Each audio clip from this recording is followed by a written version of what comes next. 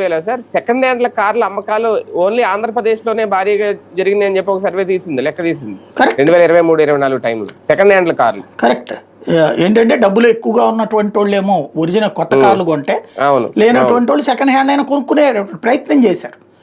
Overall గా అతను అప్పు చేశాడు, ఇచ్చాడు. అట్ ద సేమ్ టైం వ్యాపారాలు నడిచినాయి. వ్యాపారాలు నడిచినప్పుడు పరిశ్రమలు నడుస్తాయి. పరిశ్రమలు నడిచినప్పుడు జిఎస్డిపి గ్రోత్ ఉంటుంది. ఈ కామన్ గా ఉండేది. ఇప్పుడు ఈ ఏడాది పొడవునా కూడా ఏం జరుగుతోంది మనకు అసలు? ఒక్క పింఛన్ తప్పించి ఇంకొకటి లేదు. గ్యాస్ అందుకే కదా ఇప్పుడు అదే చూపించుకుంటున్నారు వీళ్ళు, వేరేది ఏమో చూపించుకోవడానికి. అంతే, అదే కదా సమస్య. కానీ రొటేషన్ తో పాటు గ్రోత్ కూడా దెబ్బతింటదా ఇలాగే ఉంటే? లేదు ఈ 4,000 తోటే అద్భుతాలు జరిగిపోతాయా? అంటే వీళ్ళ ఆలోచన డిఫరెంట్ అండి. బేసిక్గా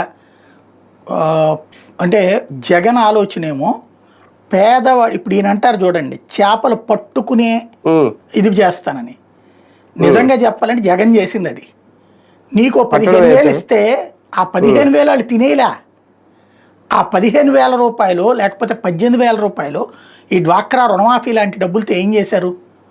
చిరు వ్యాపారాలు చేశారు, డబ్బులు రొటేషన్ చేశారు. అవును, దాంట్లో